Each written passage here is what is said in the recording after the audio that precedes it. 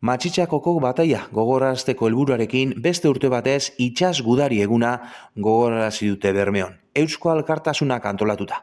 Urtero legez lore eskaintza burutu zen Matxitxakoko guda Nestor Basterretxearen eskulturaren aurrean. Lore eskaintza eta ikurrina altzatuz. Ostean, herrigintzatik naziogintzara izeneko mahai ingurua eta ekitaldi politikoa izan ziren Bermeoko kafeantzokian. Bertan hartu zuten parte Nadia Neme, Bermeoko alkateak, Idurre Bideguren EH Bilduko senatariak eta Naiara Fernandez Bizkaiko EH Bilduren hautagaiak Eusko Legebiltzarrerako. Besteak beste, Palestinako genozidioa edo Guggenheim Urdaibai proiektua moduko gaiak irten ziren mahai inguru honetan. Guk ikusi dugu Ukraina eta Rusian arteko zelako erantzun egonda. Nik ez dut esaten nahikoa badan edo ez, horrena sartungo. Bai, erantzun egonda, ez da? Erantzun egonda. Hemen inok ez dago egiten ezebez. Orduen, zer aldugu egin? Karo, geure eskuetan, geure eskumenetan, hemen Euskal Herrizen ez dau Palestinan gertatzen dana aldatuteko moduen. Guk ez dago guri eskumena. Bai, guk zaratien bidugu. Eta elkartasune sortu behar dugu. Eta horren hipokresia eta genozidioaren aurka egon behar gara egunero. Egunero, partekatuten geure sare sozialatan, bai, ze horrek ekintza txikizek zarata asko sortuten dauie.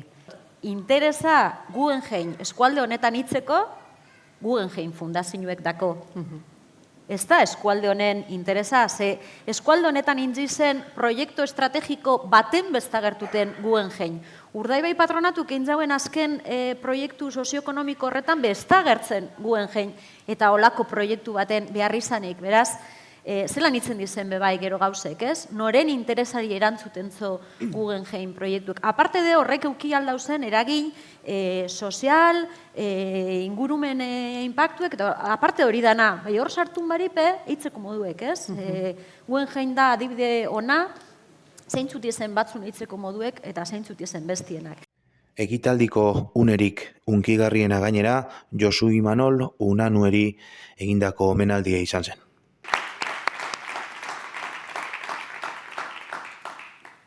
Tira, gaur hasieran aipatu dugun moduen, Euskal Herriko historiako gertakari garrantzitsuenetariko bat gogoratzen dugu.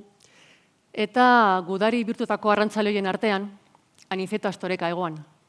Bera, Euskadiko Itsas Armada laguntzailean parte hartu eban, hain zuzen Bou Donostian. Eta, zuen baimenarekin eta gainontzeko gudarien baimenarekin eta euren zenideen baimenarekin, ni gaur Aniceto Astoreka aipatu dut, ze gauza bitxiak ditu bizitzak, bere biloba, Josu Unanue Astoreka, zori gaitze zoindala 3 hilabete eskaz utzi gintuen lagun mina, lagun ona. Bere aitite moduen, bere bizitzen zehar hainbat borrokatan egon zen murgilduta, beste erabatekoak bai, baina oso garrantzitsuak gure gizartearen garapenerako eta gure herriarentzako. Hortaz, gaur oso egun garrantzitsua danez, aprobetxatu nahi dugu Josuri omenaldi txikitsu bat, sume bat egiteko, gogoratzeko, aitortza bat egiteko eta zelanez berba batzuk eskaintzeko oso maitatua izan den lagunari ez da. Tira doazela hitz batzuk berrentzako.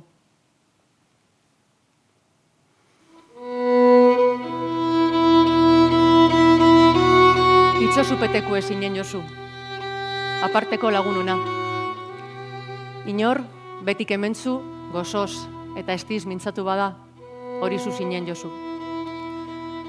Urte asko joanak badira be, ondo gogoan dut, ezagutu ginen egun hartan, zuk lehendabiziko oparia, zure lehendabiziko oparia. Zure itxosupeteko irribarrea. Bihotzarekin batera, zure nortasun ezaugarririk handiena, politena. Itxosupetekue, zelako berba polit ez da. Bermeoko herritarren berbategiaren ondarea. Zugandik ikasitako berba berezien hitzako. Gizarte hobeago bat egin ezen dun, herri hobeago bat.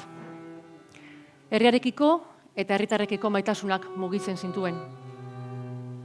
Indarrez, adorez, eskuzabaltasunez, apaltasunez. Hain gertu eta hain urrun zaitugu Josu. Baina zu oroitzerakoan, beti pentsatzen dugu, maitatuak sentiarazten zenigula. Maite genuen laguna izan zinela. Zure joanak bihuztu gintuen, baina aparteko opari utzi zenizkigun.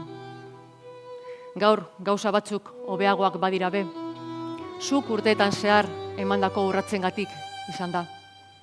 Zuk egin zenituen borrokengatik da, baina batez be, zure posa, ilusioa eta metzak gauzatzeko, jarri zendun bihotzagatik, indarragatik eta egin zendun guztiagatik izan da. Itxosupeteko ezinen Josu. Mil esker, bihotz-bihotzez, pertsonalki eta herri honi eman diozun guzti-guztia.